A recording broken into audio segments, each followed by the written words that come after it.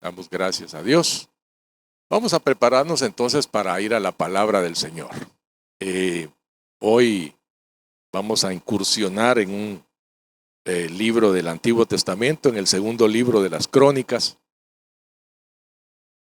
Estos libros, el segundo libro de las Crónicas, los libros de Crónicas y los libros de Reyes, a veces pareciera que dicen lo mismo, pero cuentan la historia desde un punto de vista diferente. Si usted los puede leer, están llenos de historias extraordinarias de los reyes y los profetas de Dios en aquel tiempo.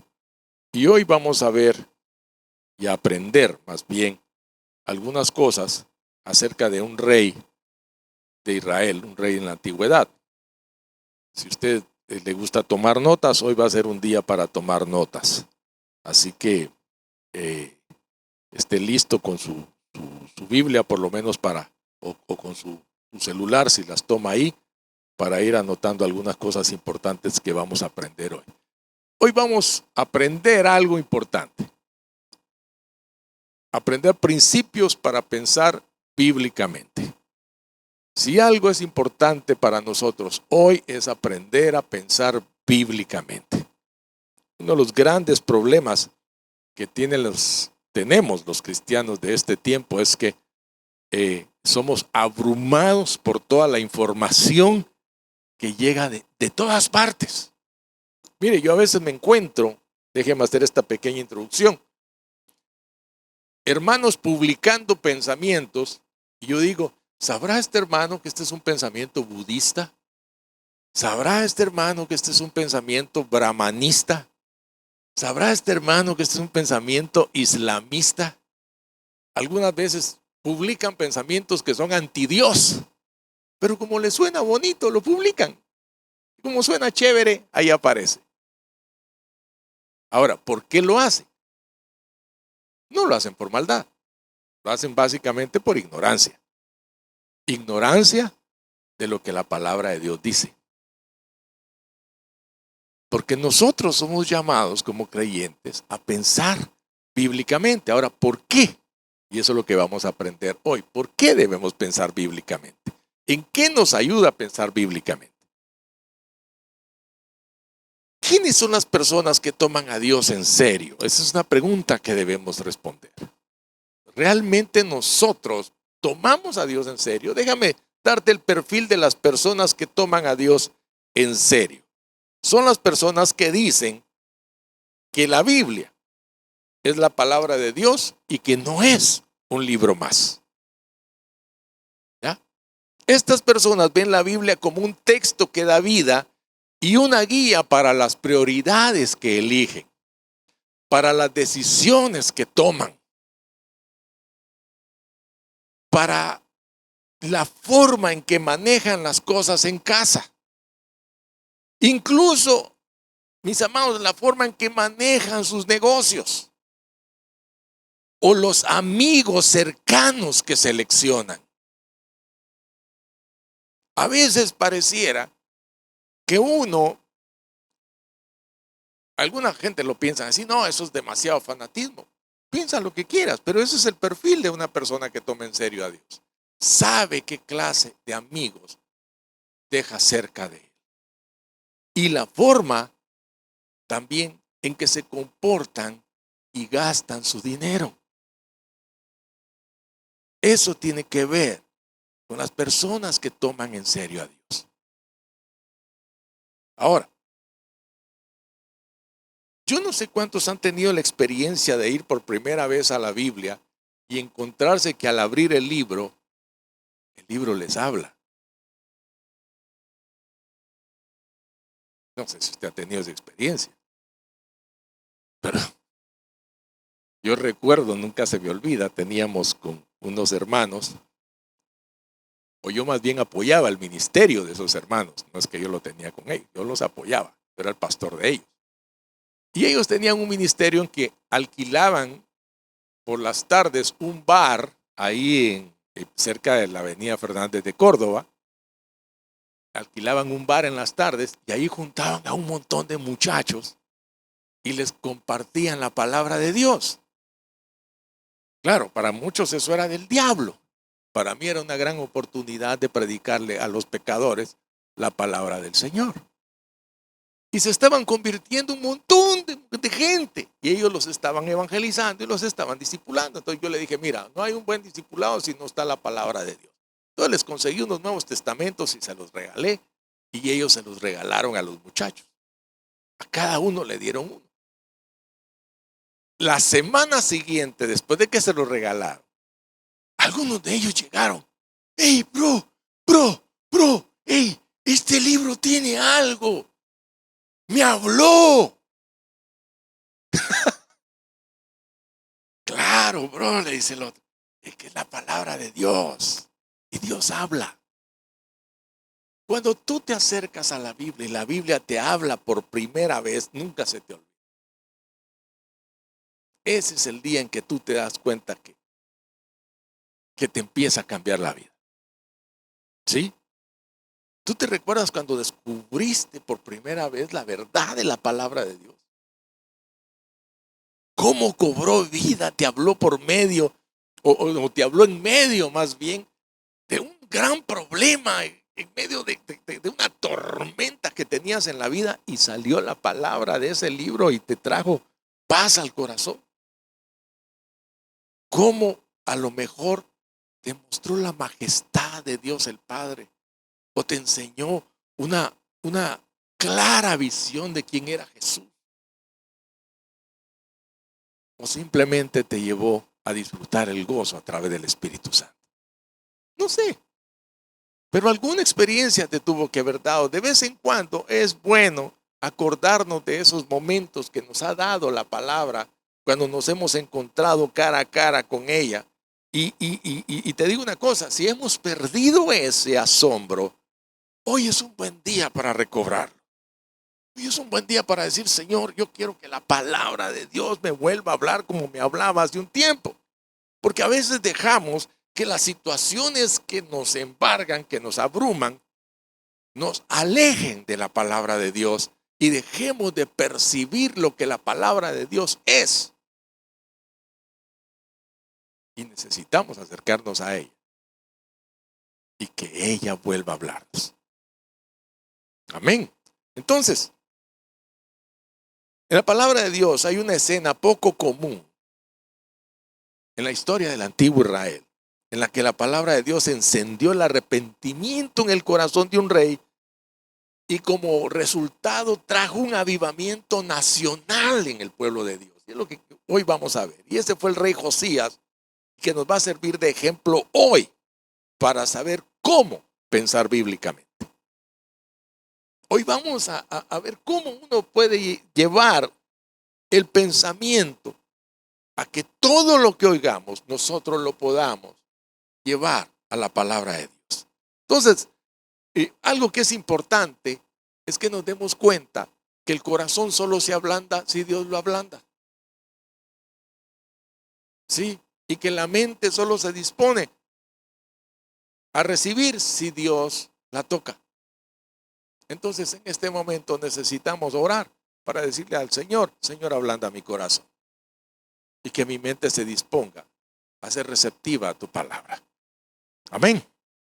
Así que vamos a orar. Padre, te damos gracias.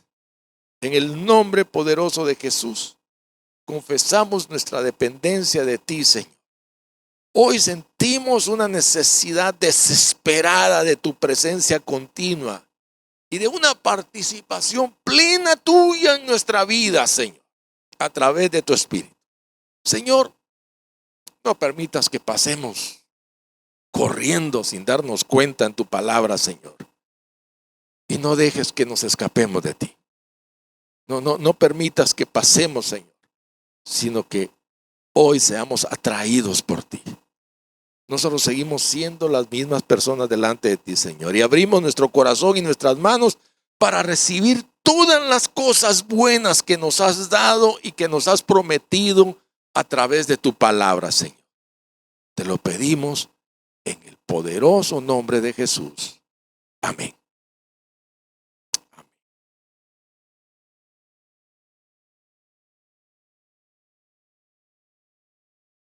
Primero, vamos a ver el pasaje, vamos a escudriñar las escrituras, pero déjeme decirle algo. Cuando nosotros nos comprometemos en un trabajo muy serio, al pararnos frente a la palabra de Dios para escuchar lo que el Espíritu ha manifestado en la palabra, en la letra impresa, valga la redundancia, debemos adquirir compromiso. No lea la Biblia como que lee Condorito. ¿Sí? Lea la palabra como lo que es, la palabra de Dios. A veces uno va a la palabra de Dios y a veces los predicadores nosotros caemos en eso. A ver, ¿qué saco de la palabra para predicar? Sino que más bien, ¿qué saco de la palabra para predicarme? Eso es lo que debo ver. Y si aprendemos esto ahora, si nunca lo hemos hecho antes, a tomar a Dios en serio, a escucharlo cuando habla, hoy es el momento. A decir, quiero aprender a escuchar a Dios y a tomarlo en serio. La primera fase, cuando vamos a estudiar la Biblia, la primera fase es observar. Eso lo hemos estado estudiando todas estas semanas. Y he estado tratando de decirles esto así como por gotitas para que vaya quedando. Cada vez que usted se acerque al texto bíblico, obsérvelo. ¿Qué dice? La Biblia dice lo que dice. No dice otra cosa, dice lo que dice. Entonces, lo primero que usted debe leer cuando la lee es lo que dice. ¿Sí? No sé si me estoy explicando, pero la Biblia dice lo que dice. No dice otra cosa. A veces cuando leemos la Biblia, la estamos leyendo y estamos oyendo al predicador que oímos hablar sobre eso. No. Apague al predicador y oiga lo que la Biblia dice. Lea lo que la Biblia dice. Vamos a ir al relato de Segundo de Crónicas, capítulo 34. Segundo libro de las Crónicas, capítulo número 34. Y vamos a ver una historia, mis amados hermanos, realmente extraordinaria. Esta es una de las historias más extraordinarias que he leído yo, y es la historia del rey Josías. Si usted quiere leer un poco más sobre cómo llegó a ese capítulo 34, lea el 33 y el 32, ¿sí? Pero el 34 habla de la historia del rey Josías. Dice así: Josías tenía 8 años cuando subió al trono. Marque ese, tenía 8 años si quiere. Cuando subió al trono y reinó en Jerusalén 31 años. Hizo lo que era agradable a los ojos del Señor y siguió el ejemplo de su antepasado David. No se apartó de lo que era correcto. Durante el 8º año de su reinado, o sea, 8 años después, siendo aún joven, Josías comenzó a buscar al Dios de su antepasado David. Luego, en el año 12, empezó a purificar a Judá y a Jerusalén. Espéreme que me detenga ahí. Dice que tenía 8 años y hasta los 16 comenzó a buscar al Señor. Pero el testimonio dice que él hizo lo recto delante de Dios en todo su reinado. ¿Cómo fue que hizo lo recto delante de Dios esos 8 años? Si fue hasta los 16 que empezó a buscar a Dios. A ver, vamos a ver el secreto más adelante para que vea cómo la Biblia se explica a sí misma. Dice luego, en el año 12 empezó a purificar a Judá y a Jerusalén, destruyendo todos los santuarios paganos, los postes dedicados a la diosa Acera, los ídolos tallados y las imágenes fundidas. Ordenó que demolieran los altares de Baal y que derribaran los altares del incienso que había encima. También se aseguró de que despedazaran los postes dedicados a la diosa Acera, los ídolos tallados y las imágenes fundidas, y que los pedazos fueran esparcidos sobre las tumbas de aquellos que les habían ofrecido sacrificios. Quemó los huesos de los sacerdotes paganos sobre sus propios altares, y de esta manera purificó a Judá y a Jerusalén. Hizo lo mismo en las ciudades de Manasés, Efraín, Simeón e incluso hasta tan lejos como Neftalí. Ahí es donde funcionan los mapas bíblicos que están en la parte de atrás. Y en las regiones que la rodean. Y destruyó los altares paganos y los postes dedicados a la diosa Acera y redujo los ídolos a polvo. Derribó todos los altares del incienso en toda la tierra de Israel y finalmente volvió a Jerusalén. Me detengo un minuto. ¿Se dio cuenta de lo que él hizo para purificar a Jerusalén, a Israel, perdón? Acabar con la idolatría. ¿Sí? sea, fue y barrió con toda la idolatría. Parece que Israel estaba cundido de ídolos. Fue una cosa tremenda. En el año 18 de su reinado, o sea que habían pasado desde que tenía 8 más 18, tenía 26 años. Después de haber purificado el país y el templo, Josías encargó a Safán, hijo de Azalía, a Maaseías, el gobernador de Jerusalén, y a Joa, hijo de Joacás, el historiador real, que repararan el templo del Señor su Dios. Hasta ese día no tenían templo. ¿Se da cuenta? Pero dice que había hecho lo recto delante de Dios. ¿Cómo es que él hacía lo recto? No había templo.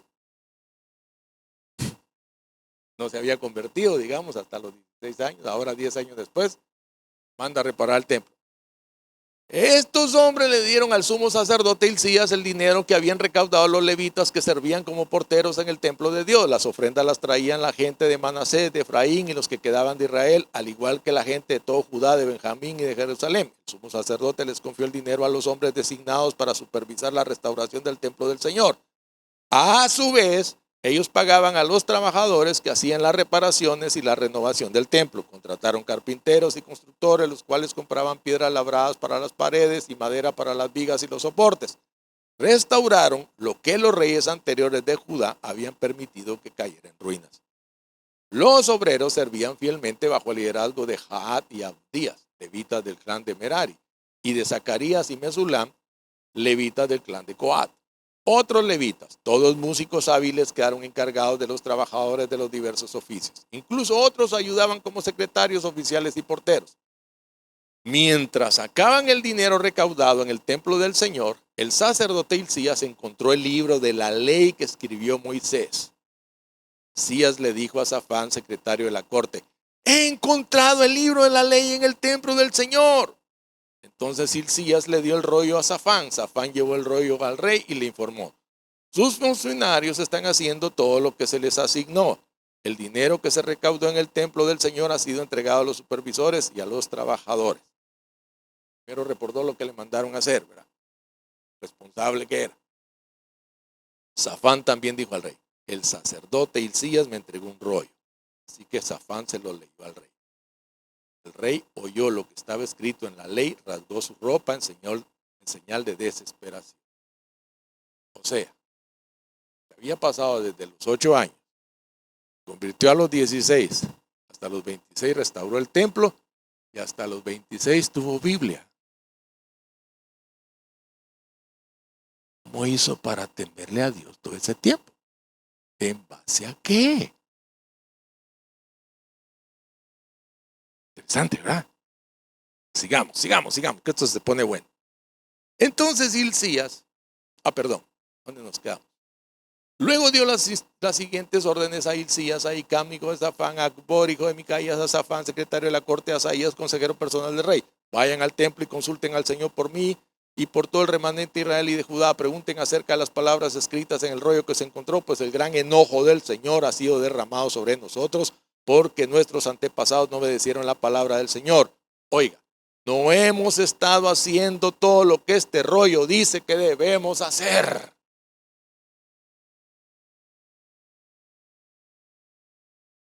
Ahí es cuando uno se encuentra que resulta que lo que yo creía que estaba bueno, no está bueno. Como dice hoy la gente, ¿verdad? Yo tengo paz. Y como yo tengo paz, debe estar bien. Pensamiento budista. Es un pensamiento budista que dice que si sientes paz, no hay problema. Pero aquí dice, este rey estaba tranquilo hasta que se encontró con la palabra de Dios. Y dice, no hemos estado haciendo todo lo que este rollo dice que debemos hacer. Oiga, entonces Hilcías y los otros hombres se dirigieron al barrio nuevo de Jerusalén para consultar a la profetisa Hulda. Ella era la esposa de Salum, hijo de Tigba, hijo de Arás, el encargado del guardarropa del templo. Ella les dijo: el Señor Dios de Israel ha hablado. Regresen y díganle al hombre que los envió: esto dice el Señor.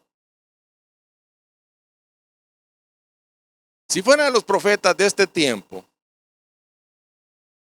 le hubiera dicho: reúne la plata que has recogido, me la traes y Dios te va a bendecir. Gran tiempo de prosperidad viene sobre tu vida. Yo veo que grandes caravanas te traen dinero y tendrás aviones. No, en ese tiempo no había aviones, pero tendrás viajes y sí. Pero como esta sí era una profetisa del Señor, dice que le dijo: esto dice el Señor. Traeré desastre sobre esta ciudad y sobre sus habitantes. Todas las maldiciones escritas en el rollo que fue leído al rey de Judá se cumplirán, pues los de mi pueblo me han abandonado y me han ofrecido sacrificios a dioses paganos.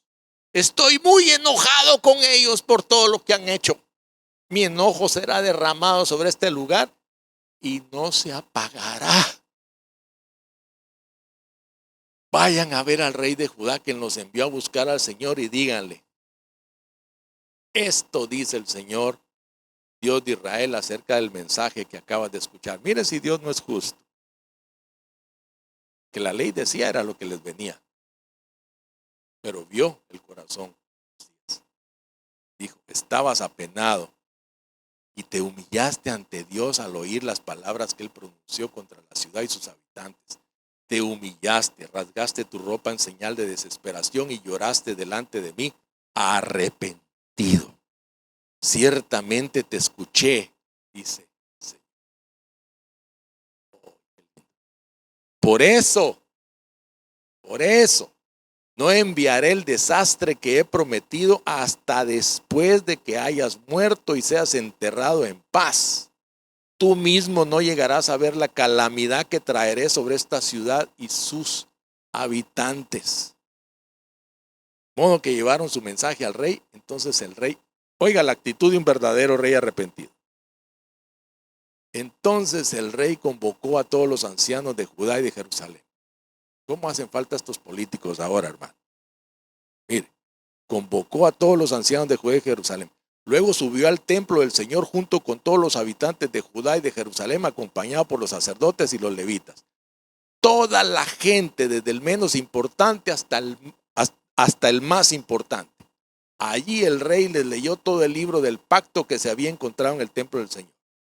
El rey tomó su lugar de autoridad junto a la columna y renovó el pacto en presencia del Señor.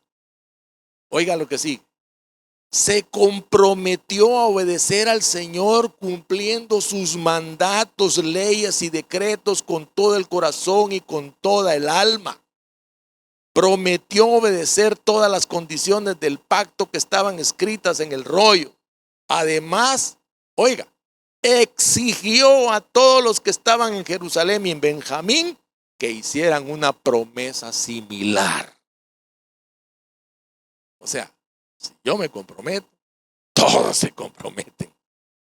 El pueblo de Jerusalén lo hizo y renovó su pacto con Dios, el Dios de sus antepasados.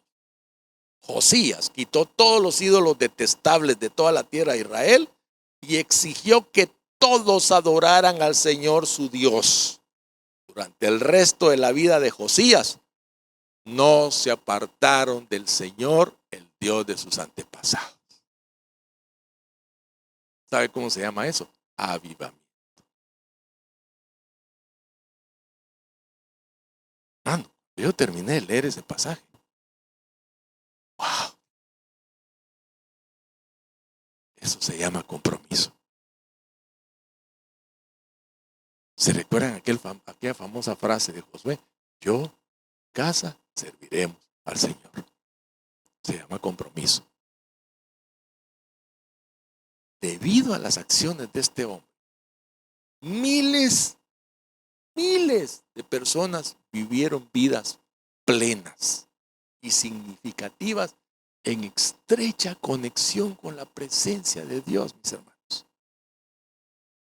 El país entero.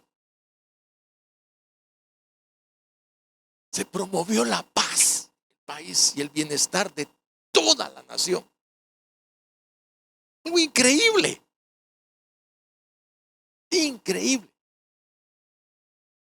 Por la decisión de un hombre. Ahora, ¿por qué lo hizo? Por eso le estaba haciendo énfasis en que viera la edad. ¿Qué edad tenía Josías? Dice, cuando él se convirtió en rey. 8. ¿Qué edad tenía Josías cuando buscó al Dios de su padre David? 16. Cuando purificó a la nación, tenía 20. Y cuando comenzó a reparar el templo, tenía 26.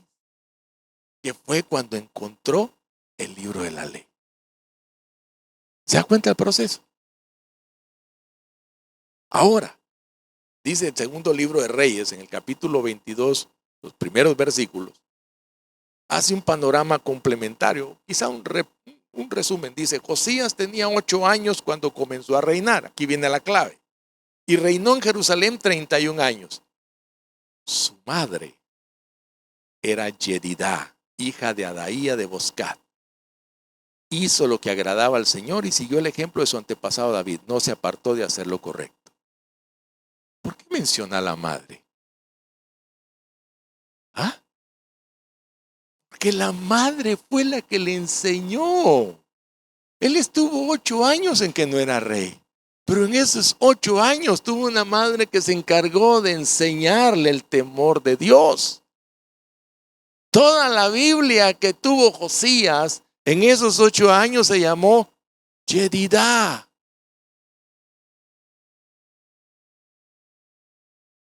No fue de esas madres, usted disculpe, pero de esas madres no hay aquí. Pero hay madres idiotas que dicen, cuando él tenga edad, él va a decidir qué religión quiera. Eso es que hay que ser idiota, hermano. Usted perdóneme la expresión. Pero tú estás llamado a inculcarle a tu hijo el temor de Dios. Del Dios verdadero.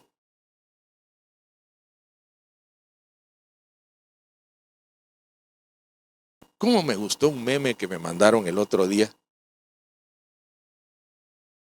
Que llega la mamá y le dice al hijo, párate, ya vamos para la iglesia. Yo lo voy a ver en Osana Visión, mamá, no te preocupes. Ah, bueno, cuando te dé hambre, ahí ves Food Channel.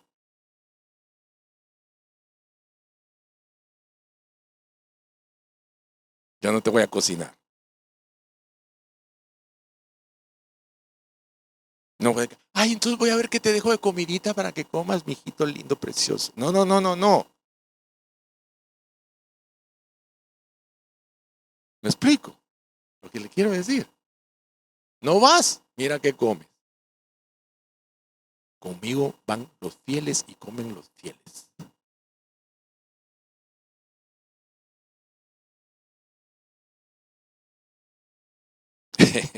Le mandé a unos amigos que son así como, no son como un adorador así como Diego. Y nuestros adoradores aquí en la iglesia que son gente fiel.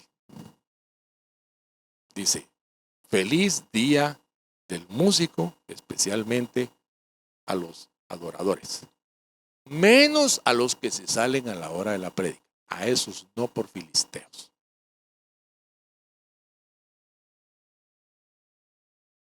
Y yo dije, menos a esos. Entonces, nosotros vemos, mis amados hermanos, en esta declaración de la influencia de Yedidá en la vida de este niño. Y de ahí sacamos un principio importante para nuestra vida. De cómo nosotros debemos influir en la vida de nuestros hijos. Para que nunca se aparten del camino del Señor. Llegará un momento en que sus mismos hijos le van a decir, ¿sabes qué, mamá? Yo ya soy adulto, yo voy a decidir a qué iglesia quiero ir. Ok, perfecto. No te apartes del Señor.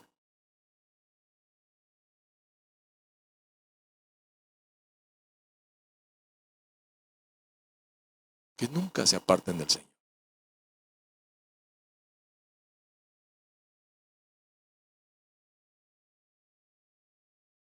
Este muchacho dice que a los 16 años, o sea, 8 años después de haber sido coronado rey, 8 años después, cuando ya se supone que, mire, 8 años después, aquí a los 4 años ya están dañados los políticos, hermano. 16 años, un peladito, y a los 16 años lo que le pasa es que se encuentra con Dios. Porque era un niño formado. Normalmente lo que pasa con los líderes del mundo es que están deformados. No están formados. Por eso se dañan. O ya están dañados, pues nada más se mira lo que está pasando. ¿Me explico? Entonces, ahora, ¿qué otras cosas aprendemos ahí? Porque estos son principios los que vamos a sacar de ahí. Los principios son verdades que se pueden aplicar a todas las personas en cualquier cultura y en cualquier momento de la historia, hermano. No importa si pasó hace 3000 años.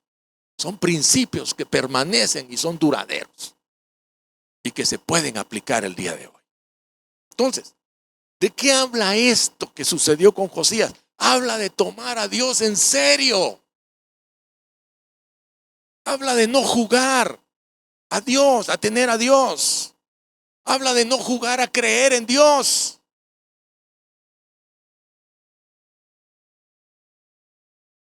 Habla de creer en serio. Solo una vez Josías tuvo que escuchar a Dios para realizar un cambio de vida radical en sí mismo y promoverlo entre su pueblo. ¿Usted no ve que Josías se pasó escuchando día, mañana, tarde y noche un mensaje? Uno en la mañana, otro al mediodía y otro en la tarde. En la mañana oyó a uno, en la tarde oyó a otro y en la noche oyó a otro. Y ahora ponme tal canal porque ahí va a predicar ahorita otro y pasa oyendo y oyendo y nunca se convierte. Él solo oyó un mensaje de la palabra. Uno. Dice que llegaron y le leyeron el rollo. Y eso fue suficiente. Él entendió que era la palabra de Dios.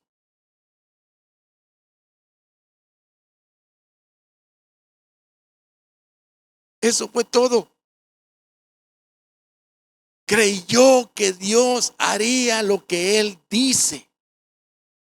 Josías es un modelo de fe que nosotros podemos emular hoy.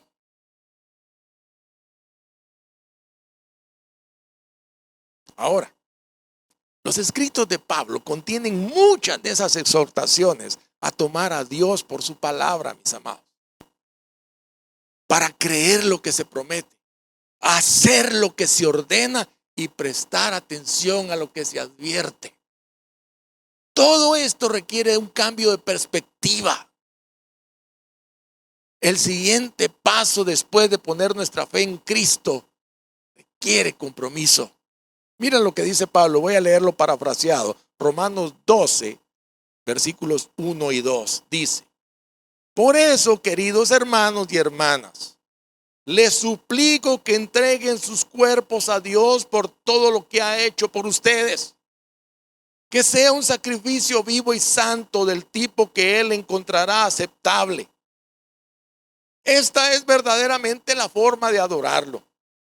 Escucha, no copies el comportamiento y las costumbres de este mundo, pero deja que Dios te transforme en una nueva persona cambiando tu forma de pensar. Entonces aprenderás a conocer la voluntad de Dios para ti, que es buena, agradable.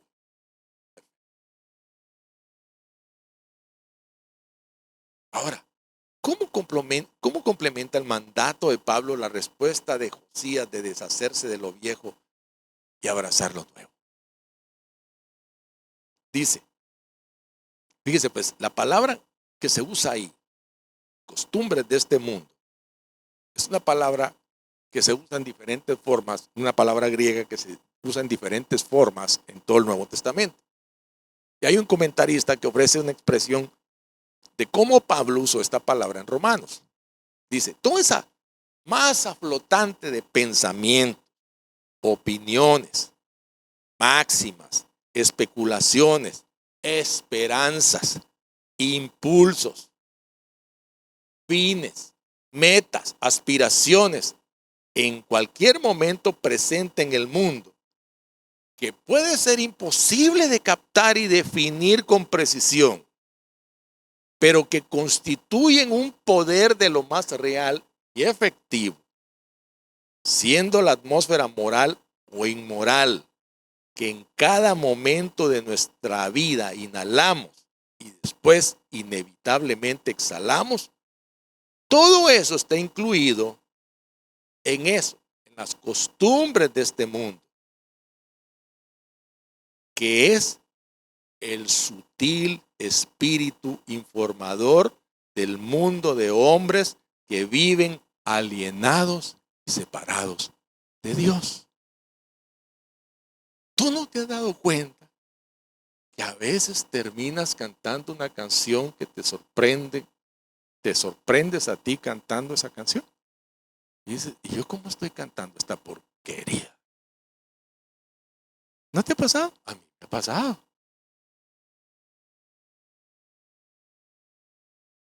Un día me acuerdo que salió un reggaetón y yo decía que estoy fumado, ¿y yo por qué estoy cantando eso? Porque eso sonaba, hermano. Hasta en el baño sonaba esa cosa. Porque te meten el pensamiento y por todos lados, por todos lados. Entonces empiezas a ver que los pensamientos, que los influencers empiezan a meterte ese pensamiento y tú empiezas sin darte cuenta a respirar, a aspirar y a respirar esa clase de pensamiento sin filtrarlo. Ahora, ¿sabes qué es lo peor? Que los pensamientos se vuelven acciones. Y termina uno así, estoy fumado. O sea, ¿sí? Y un día te encuentras hasta la guacha y no sabes ni por qué. Entonces, ¿qué corriente de pensamiento mundanas influyen más en tu pensamiento? Les mencionaba al principio esas frasecitas que publica mucha gente, ¿verdad? Que a veces parecen, ay, qué lindo. Pero empieza a examinar de dónde salió. ¿Qué hay detrás? ¿Qué filosofía sustenta ese pensamiento? Y empiezas a encontrar que muchas veces son filosofías antidios las que sustentan esos pensamientos. Aunque suene bonito. Pero ¿cuándo es que te empiezas a dar cuenta? Cuando lees el libro. Y el libro te confronta con la manera que piensas.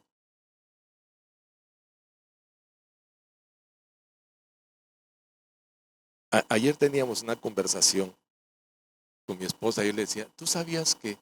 Y le mencioné a un predicador muy famoso, muchos de ustedes lo oyen, T.D. Jakes.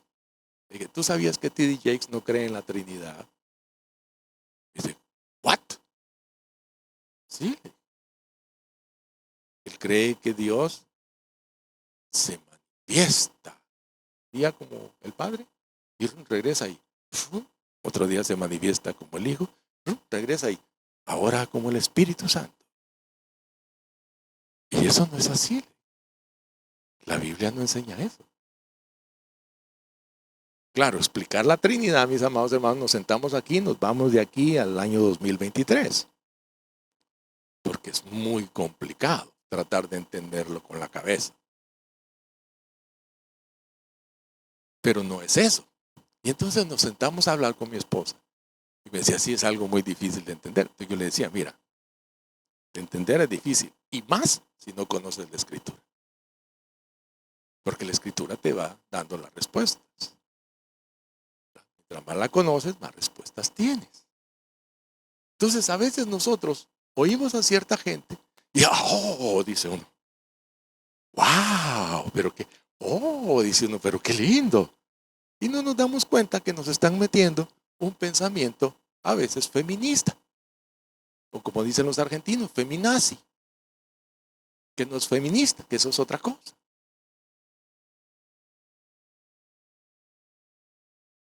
Y a veces nos encontramos diciendo cosas machistas, como una vez alguien me dijo, no, es que la Biblia tiene un espíritu machista.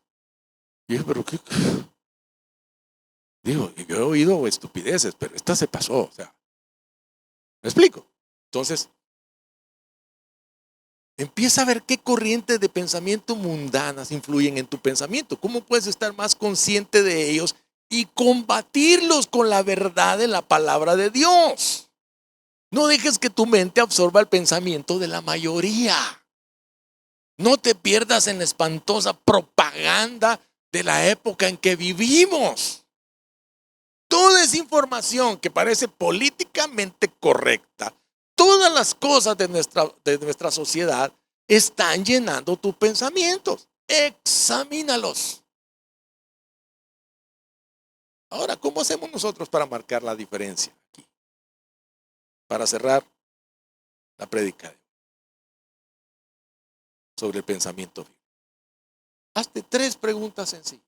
3 preguntas que te proporcionarán una hoja de ruta, por decirlo de una manera, para aplicar en tu vida a la luz de esta verdad del segundo libro de Crónicas, capítulo 34. Número 1, ¿por dónde empiezo?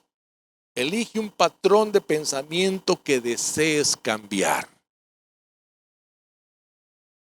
Por ejemplo, yo me he encontrado con un patrón de pensamiento muy enraizado, especialmente en los hombres. Yo soy así. El que me quiera me querrá así. Yo soy así. Pues fíjate que si sigues así, cada vez te van a querer menos y menos gente. Pero si vas a la palabra, te vas a encontrar con que la palabra dice que la nueva criatura se renueva de día en día y que somos cada día renovados para ser semejantes al Hijo de Dios. Entonces, ¿sí se puede o no se puede cambiar? Exacto. Ahora, ¿dónde está la clave? En rendirse. Hace 2 semanas, mi esposa y yo cumplíamos 41 años de casados. Y déjame decirle, esa mujer yo la amo profundamente. Y si algo le agradezco es que no se haya ido.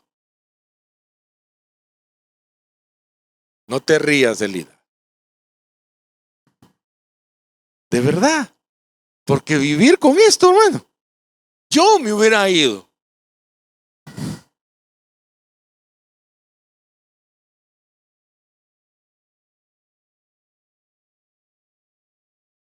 Y no es que, ay, ahora sí. No. Ahí está el proceso todavía. Yo digo, Señor, si hay coronas, dale. Dale, porque aguantarse esto ha sido, ¿verdad? Entonces, ¿por dónde empiezo? Elige un patrón de pensamiento que desees cambiar. Es una primera pregunta. ¿Dónde empiezo? ¿Dónde empiezo? Segunda pregunta. ¿Qué debo ignorar? El enemigo siempre pone algo o alguien en nuestras vidas para hacernos pensar mal sobre Dios o mal sobre la vida. Mira, yo a veces he oído gente que dice, no, yo si tengo un problema le pregunto a mis padres. ¿Estás seguro que tus padres te van a aconsejar bíblicamente? Porque si no estás seguro, mejor búscate otros consejeros.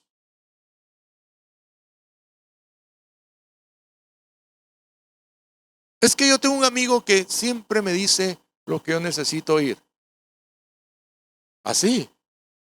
¿Y en base a qué te aconseja tu amiguito? Bueno, él es Hare Krishna.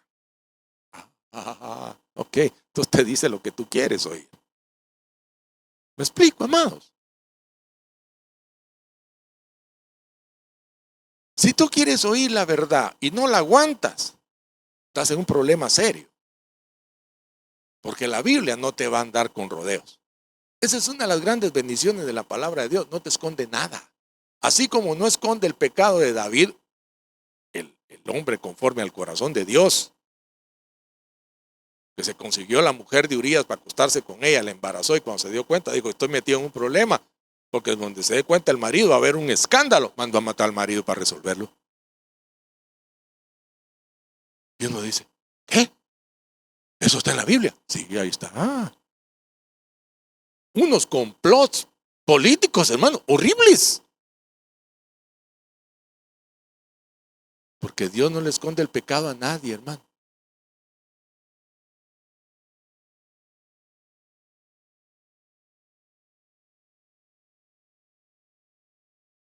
Entonces, la Biblia siempre te va a decir lo que es. Siempre cuento el caso de aquel amigo que quería que una de sus hermanas se entregara al Señor. Entonces le regaló una Biblia. Dijo, oye, léete la Biblia. La mujer se la llevó. Como los 3 días vino a la casa y le tiró la Biblia. Tome ese libro.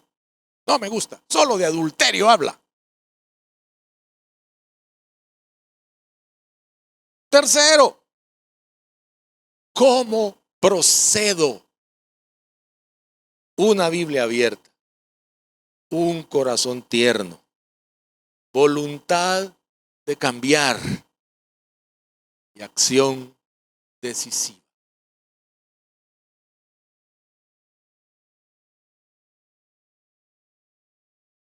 Dice el apóstol Santiago que el hombre de doble ánimo es inconstante en todos sus caminos. Cuando usted tome una decisión, no esté, yo digo que sí, no, tal vez no. Ahora sí, empiezo hoy, no, mejor mañana. No, cuando usted diga, empiezo, empiece.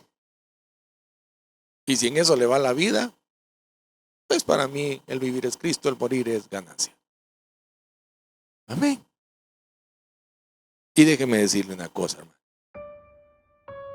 Cambiar y amoldarse a Dios duele. Cuesta.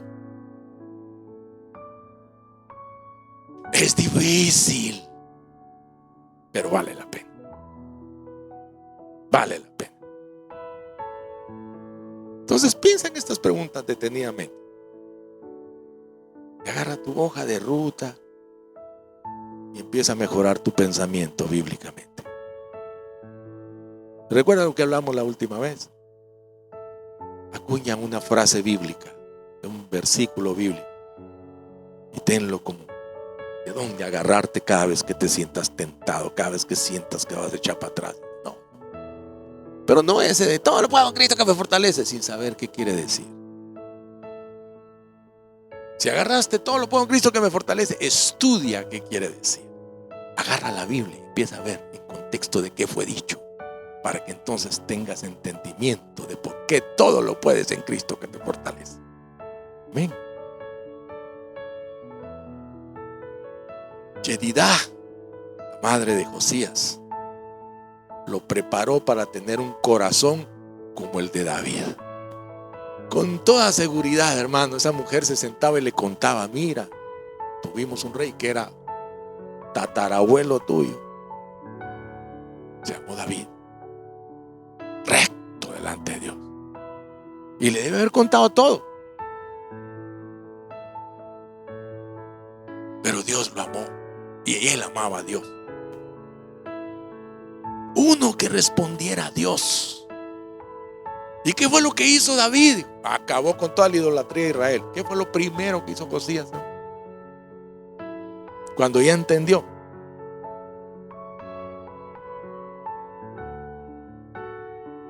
El mop de Josías sirvió para limpiar Jerusalén, limpiar todo Israel. Y luego escuchó las palabras del pacto por primera vez. Y la palabra de Dios detuvo a Josías en seco. Dice que de ahí el hombre se volvió, se rasgó las vestiduras, se arrepintió, lloró delante de Dios. Y Dios lo bendijo. Y no solamente lo bendijo a él, bendijo a la nación entera. Imagínate lo que Dios puede hacer a través de su palabra en tu vida. Ven, vamos a orar. Vamos a orar. ¿Por qué no se pone de pie? Cuando uno va a hacer un compromiso, uno se para en sus pies y dice: vamos a hacer un compromiso con Dios. Quiero tomar a Dios en serio. En serio. No quiero jugar a creer. Quiero de verdad creer en serio. Aunque a veces no entienda, no necesito entender. Quiero creerle a Dios y a sus promesas y a su palabra. En el nombre de Jesús, Padre Celestial, nosotros venimos aquí delante de ti. Hay cosas que no entendemos, Señor. Hoy no las entendemos. Pero como dice tu palabra, las vamos a entender después. Solamente te rogamos que de aquí hacia ese después nosotros podamos crecer en nuestra fe, crecer en nuestro compromiso, crecer en nuestra madurez, Señor, confiando solamente en ti. Te pido en el nombre de Jesús que afirme nuestros pasos, afirme nuestra decisión de creer en tu palabra, de hacer de nosotros, Señor, hombres fieles, mujeres fieles, que trazan bien la palabra de verdad. Que somos obreros que no se avergüenzan, sino que trazamos bien la palabra de verdad. Te lo pedimos en el nombre de Jesús. ¿Por qué no aprovechas este momento y haces un compromiso con Dios? Mientras estás haciendo eso, yo quiero invitar a si hay alguna persona que quisiera hoy, por primera vez en su vida, entregarle su corazón a Cristo y decirle: Señor, quiero hacer un compromiso, quiero entregarte mi vida y que tú te hagas cargo de ella para siempre. Si tú eres esa persona, me gustaría que ahí en tu lugar me levantaras tu mano derecha bien arriba para que te puedan ver y alguien se acerque a orar por ti. ¿Hay alguien? Dios te bendiga. Dios te bendiga. ¿Hay alguien más que quiera hacerlo? ¿Hay alguien más? Gloria a Dios. Gloria a Dios. Gloria a Jesús. Hazlo con toda confianza. No vamos a avergonzarte ni nada por el estilo. Nada más queremos saber dónde estás para ayudarte y poder bendecir tu vida orando por ti. Gloria al Señor. Vamos a orar todos. Padre, gracias. Gracias, Señor, por este amor tan grande que tú nos tienes. Te ruego, mi Dios amado, que nos bendigas, que nos guardes y que nos lleves en paz a nuestra casa. El día de hoy, Señor.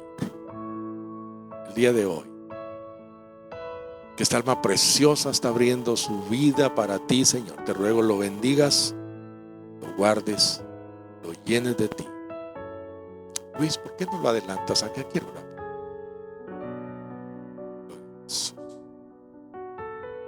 Señor, te doy gracias. Doy gracias por la vida de Jack, Señor. Gracias, Señor, por su vida. Gracias por su corazón. Llénalo de ti y haz en él el milagro, Señor, de la nueva criatura. Enséñale, Señor, a caminar con firmeza como lo hiciste con el rey Josías. Dale ese corazón, Señor, comprometido a caminar contigo todos los días, Señor, en el nombre de Jesús. Yo lo bendigo, Padre. Lo bendigo en el nombre de Cristo.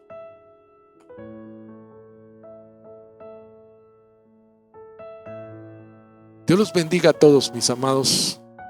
Dios los guarde, Dios los cuide. Por favor, no se descuiden. Estén orando por nosotros y estemos orando unos por otros también. Tengan un feliz domingo.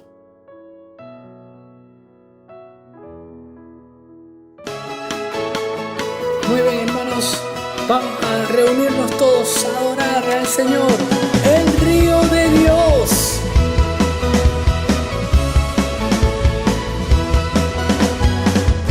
Un estruendo de muchas aguas se escucha aquí.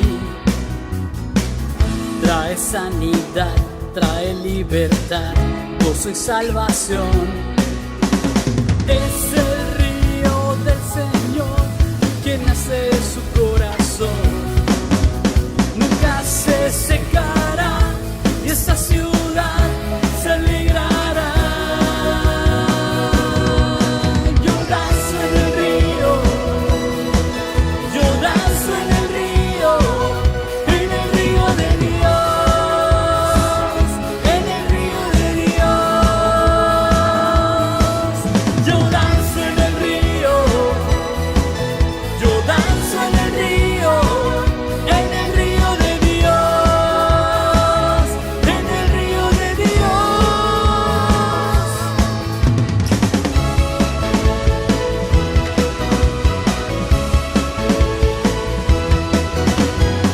Ríos de vida están brotando en mi interior. Fuente inagotable que viene del cielo, fluye aquí.